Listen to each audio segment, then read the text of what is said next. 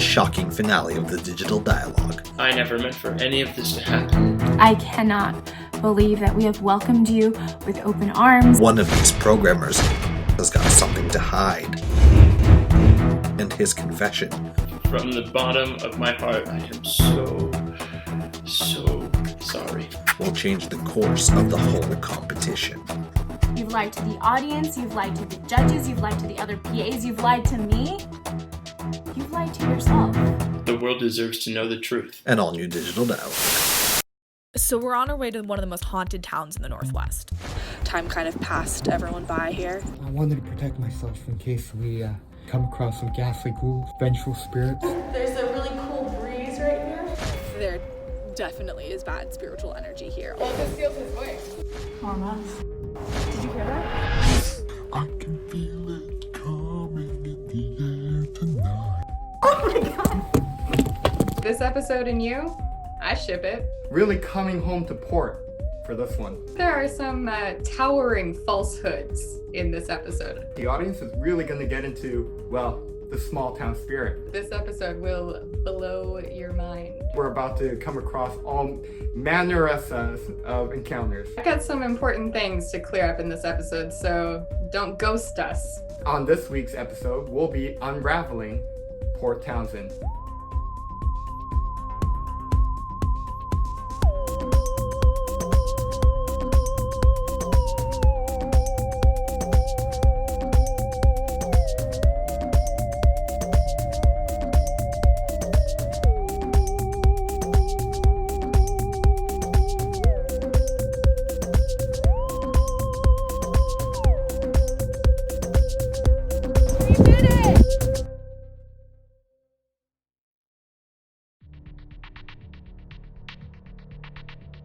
We're here today in one of the most haunted, ghostly locations in Washington State. It feels like a town that's stuck in time. Of course, we are here in Port Townsend.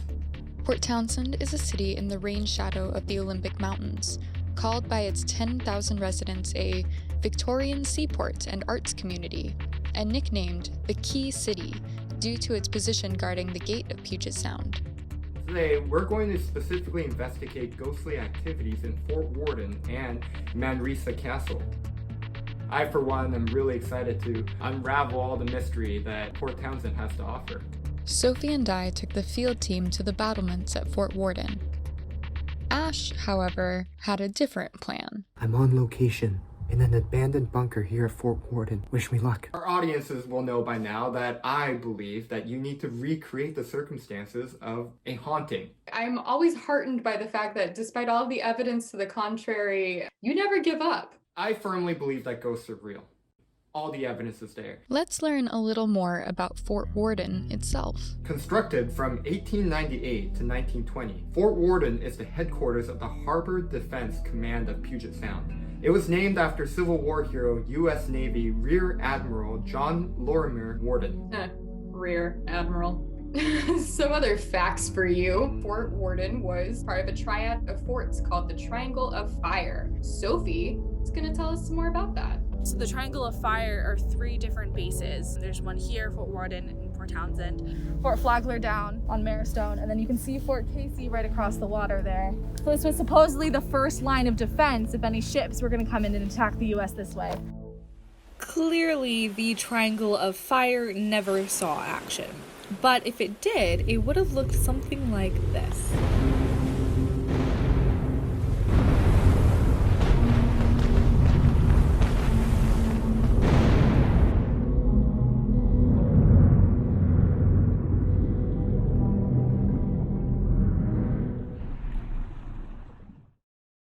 During World War I, soldiers were trained at Fort Worden before being sent to Europe. During World War II, it was used for submarine and aircraft monitoring. After World War II, most guns were removed and the unit stationed there transitioned to engineers.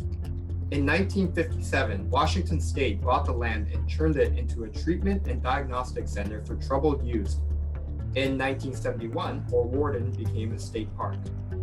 The fort was built right before World War I, and World War I did lead to a lot of technological advancements. It makes sense that forts went the way of, well, elephants and cavalry. I would like to see an elephant try and squish through some of those tiny tunnels that we were in. Well, that I was in. You were otherwise occupied.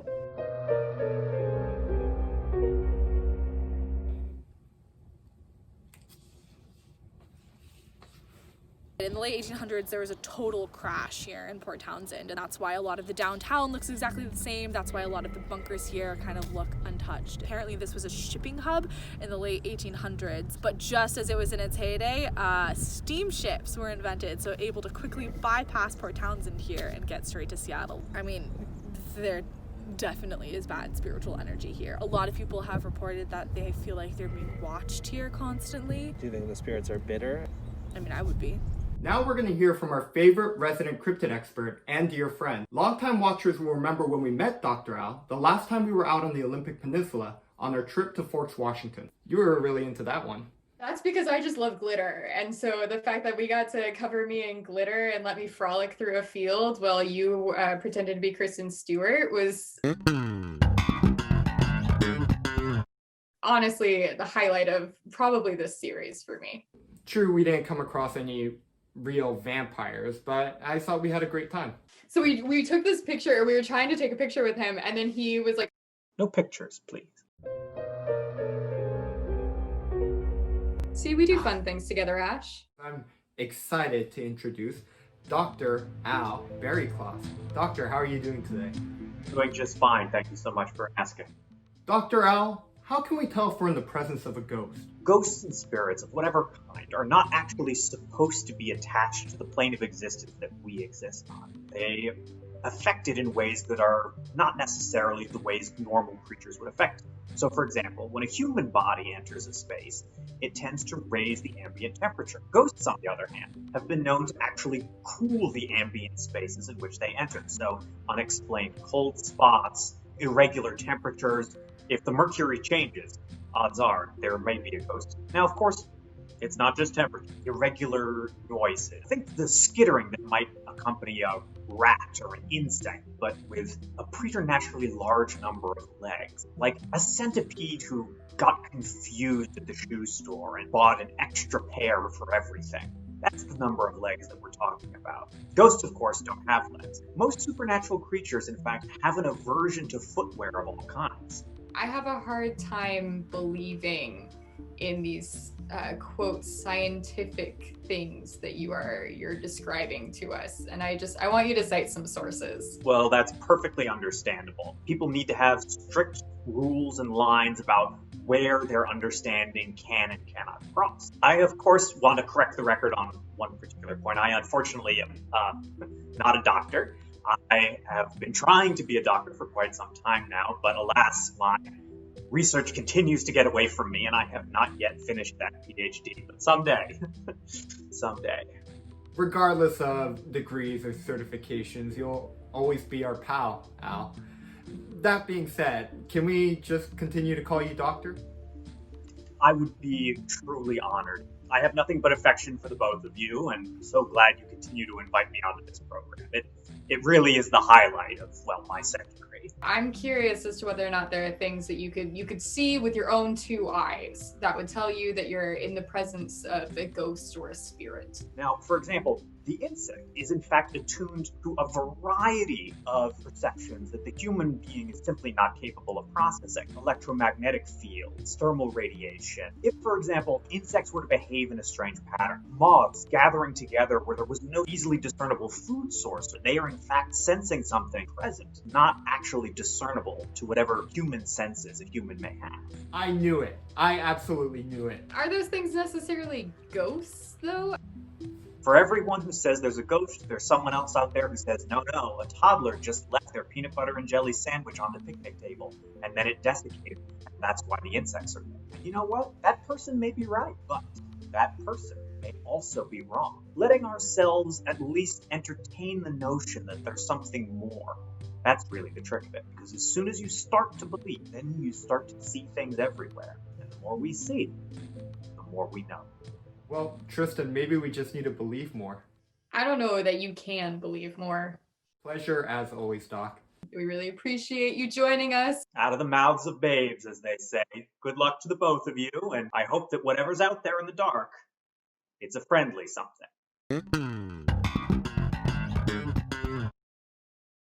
I've been waiting for this moment my whole life. Oh Lord. So, Sophie, what was being on the battlements like? Honestly, it is always a very scary place. There was something just inexplicably eerie about it. There was ice along the ground for no reason. I would walk along and shine a flashlight and see all of these moths just clumped randomly. They weren't along cracks, there was no light. Based on wind tunnels or something, you could hear moaning and whispers. Everything seemed to line up with what people had reported experiencing. I even felt things that I hadn't known about before, that I read other reports of afterwards and thought, yep, I experienced that too. I would say we were definitely in the presence of something otherworldly. Okay, so one of the places on site is this tunnel that is referred to as the Heaven and Hell Tunnel. And the reason why is it slopes uphill, and on the downhill side, there's someone has graffitied heaven. And then when you go up the tunnel, someone's graffitied on the uphill side, hell. There's kind of an interesting phenomenon about the tunnel, which is that because of the way that it slopes, once you get to a certain point in the tunnel, it's really difficult to tell sort of where you are in space. People report this feeling that they feel like there's pressure behind them, almost as if there's someone following them up the tunnel, even if there's no one there. Memory's Vault was created in 1988 by sculptor and artist Richard Turner. It is intended to serve as a place for contemplation of nature, of man, and his intentions. The poems on site are by Sam Hamill. The poems focus on the transformation of the state park from a military base to a place of peace and recreation. To get a little bit more information, we spoke with a park ranger. My name's Dave Peterson, but you can call me Pete. People call me Pete. How long have you worked here? Been here about 25 years, 3 months, and 14 days, exactly. But what is your favorite era of the park's history? Why, it's really just the sweep of the whole thing. I love everything about this park, from what it was built to even what it was before. That might explain some things, to what it is now. I just love the whole thing. You feel that? So what do you think your must-see, must-do park attraction is? You got to go in the tunnels. People love the tunnels, so they already tend to do that. But that, you can't pass that up, because you go down in there, you get this sense that you're somewhere else. You hear what happened, you see what happened. It's all down there. How do you feel about ghosts? I love them too. You know, it scares the. Can I say the S word? It scares the shit out of them sometimes. I love that, but what I really love about it is it keeps them coming here. Really an opportunity. The ghosts bring them in. You know, if it was some other park. So everybody knows about the soldier that haunts the barracks and the moaning in the bunkers, but do you know of any other ghosts here at Fort Worden? Yeah, there's definitely one. Definitely one. You get a little bit of warning. You see these lights coming in over the bay. You might think, was that old feller in his lantern? No. Is that a boat out there? Is it a low-flying plane? And then you hear it. It's the screamer. I love the screamer. You got to be ready for it, though. Huh. Are there any other ghosts? Then there's the elk. Oh. Did I ever tell you about the elk? No. You know, people will hear this like galloping, you know, right? But there's never been an elk. You hear this animal, and people will swear. One guy thought he got trampled. It was the funniest thing. And how you'll know that it's been there is you'll smell the scat. So what should tourists look out for in terms of ghosts? Oh, well, you never know what it might be. It's, you know, the tunnels are haunted, the castle's haunted, ghosts all around. Well, you want to be sure that you're ready for them. You know, people come here, they think, oh, ghosts, it's going to be funny. And it's the ones that don't believe that are the most scared, and I love it. Talk about the screamer. You'll hear the tourists screaming. So do you think people should come here? They should definitely come here. They should definitely come here to see the ghost, but more important, of course, close to my heart, is the park. Just enjoy what it is, right? Well, for the people who believe in such things, you may be wondering, where exactly might I find a ghost at Fort Worden? Glad you asked. The oldest and most haunted structure is Alexander's Castle. It was built in 1886 by Reverend John Barrow Alexander. Legends say Alexander built it to please his fiancée, who refused to move to America unless she could live in a castle. She married someone else anyway. He never married and moved to Tacoma. You know what? I actually read a book about this. It's called Alexander's Terrible, No Good, Very Bad Day. I didn't realize there was a lot of literature around John Barrow Alexander here. Sometimes I forget you grew up in Canada. Yeah, I'm missing something, aren't I? Yeah.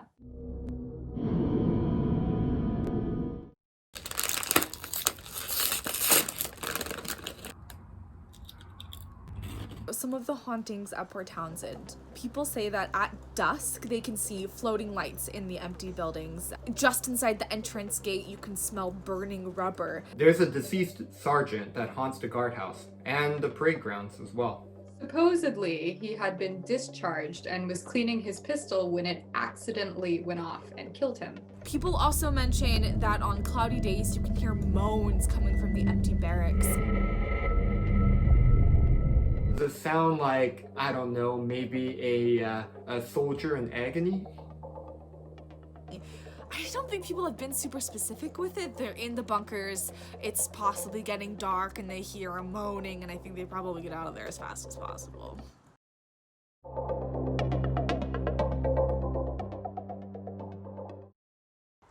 Sup, herd? It's your boy, the man, the skunk. You guys love me for my prank videos, human crossing. Check out my island anytime you want. But I am here today to tell you, get out there and vote. Go vote! Mooster Mayor has let this town go to the dogs, and I mean that literally. And don't forget to like this video, comment down below, smash that subscribe button. I'm gonna be coming to you forever. Skunked out.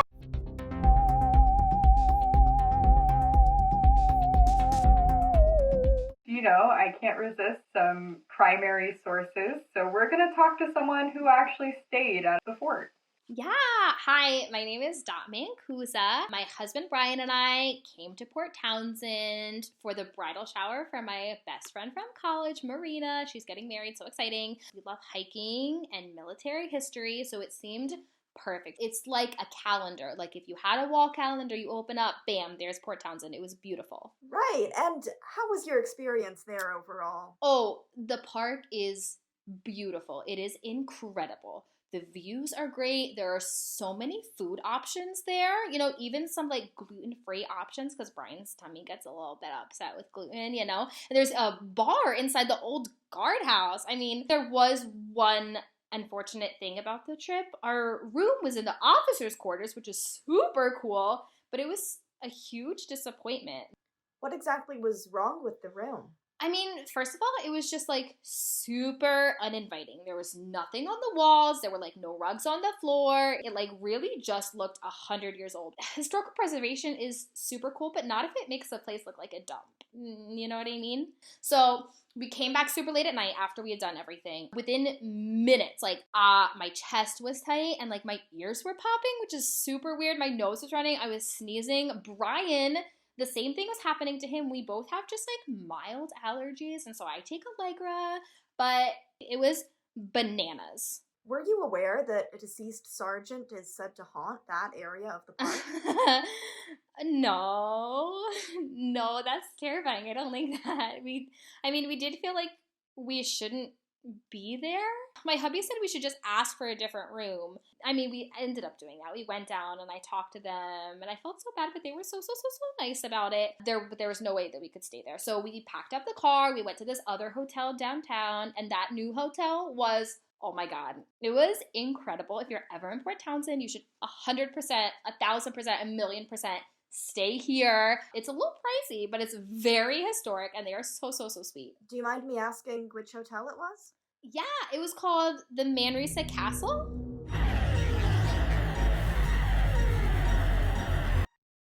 So, this is MANRESA Castle, one of the most haunted sites in Port Townsend.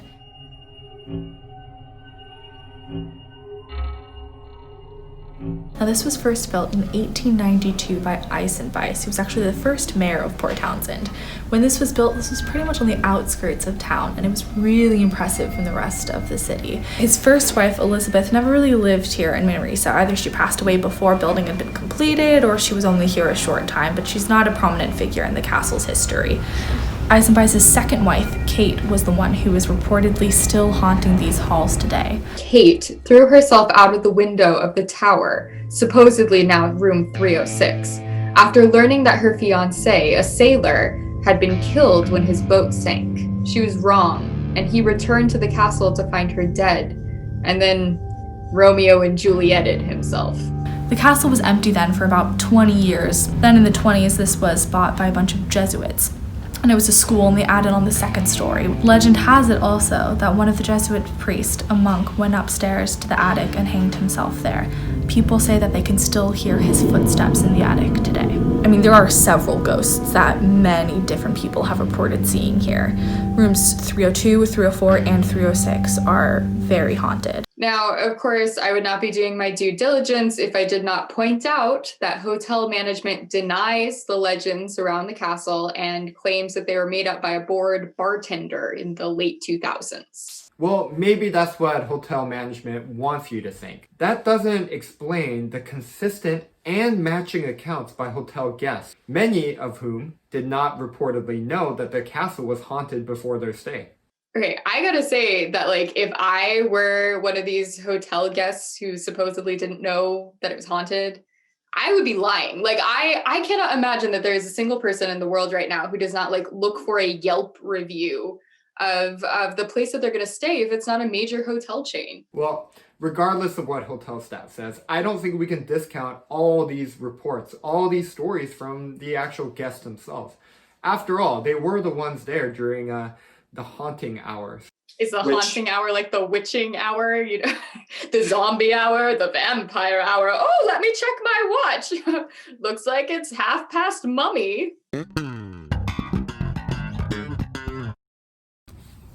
Hey. It's your move. We're actually going to catch up with someone who stayed at MANRESA Castle.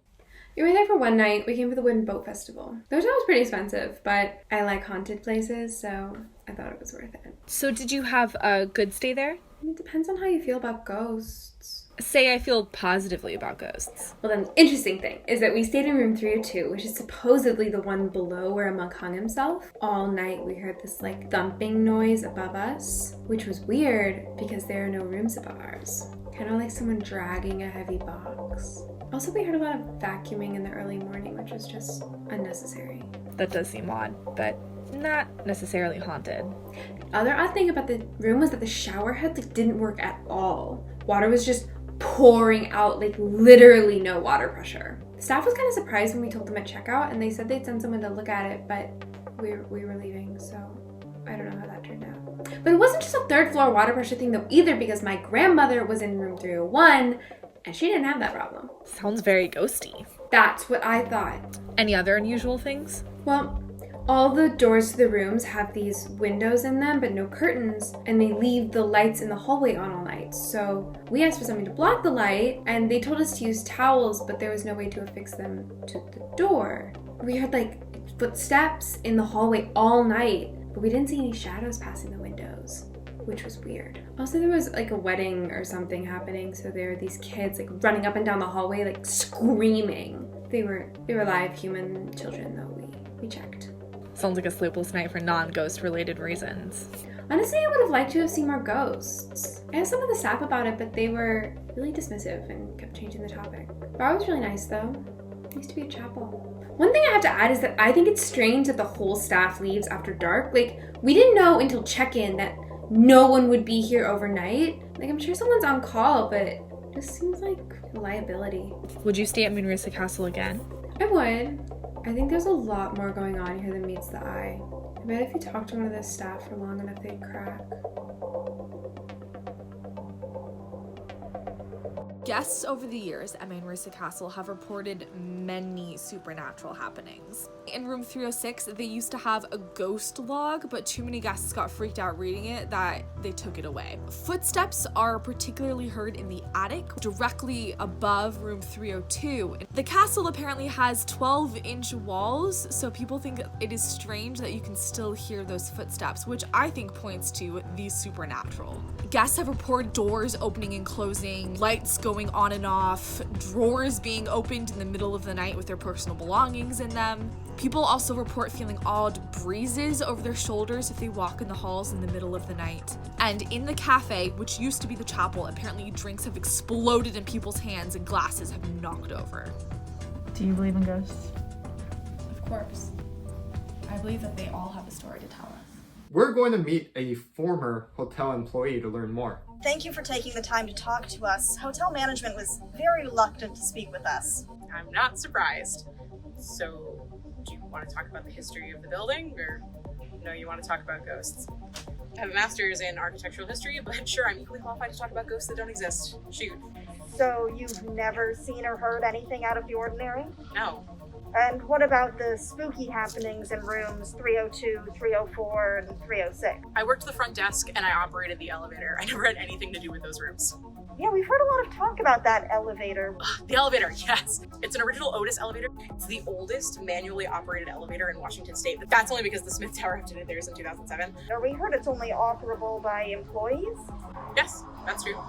But some guests have complained that the staff goes home very early in the evening, meaning no one can use the elevator at night.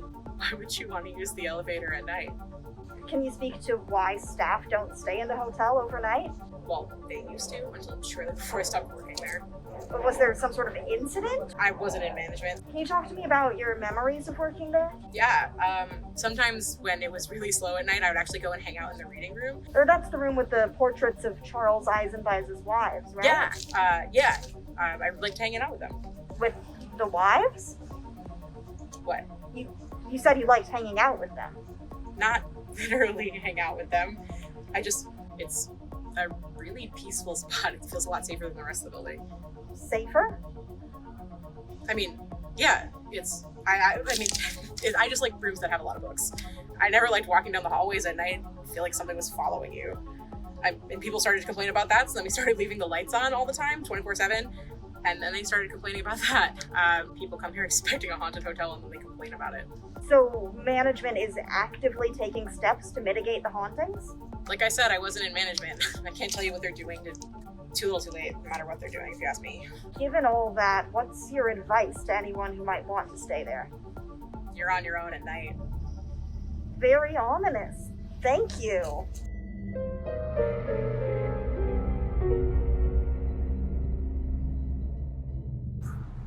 Okay, so we're here on the site where Kate Eisenbies reportedly threw herself from the tower to her death.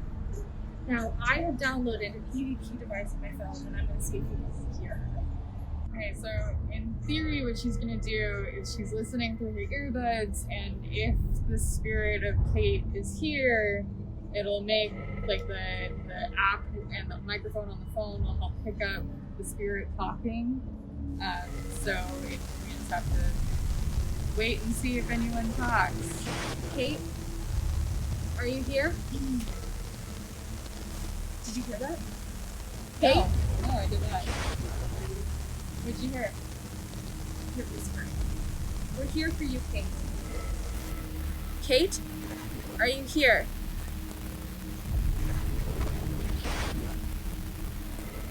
I think I hear something coming, but if it's whispering, it could be the wind coming through the leaves. There's a road right over here. There's a bar right inside. I think I hear her. Kate? I'm listening. I'm listening, Kate.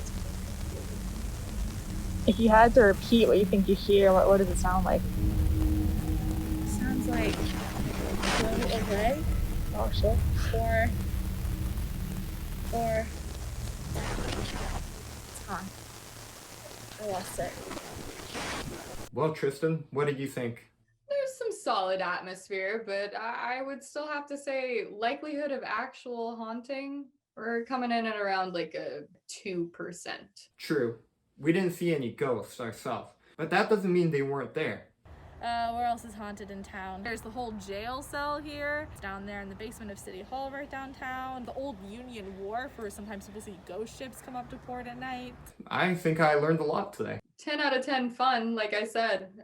Just better luck next time on proving the existence of ghosts. Palace Hotel downtown, that's haunted. The Bishop Hotel, whole underground city here that's riddled with ghosts. That's true. Well, we're gonna keep searching as long as there's mysteries to uncover. One day we hope that we'll unravel whether or not ghosts exist, and if they do, what are they doing here? You know what, if there is such a thing as an afterlife, it would be pretty okay with me if we got to hang out together for eternity. I think my unfinished business would be never seeing the Mothman.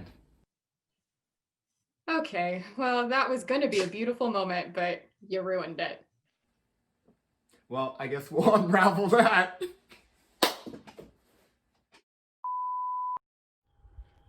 Sweet Caroline, good times never seem so good.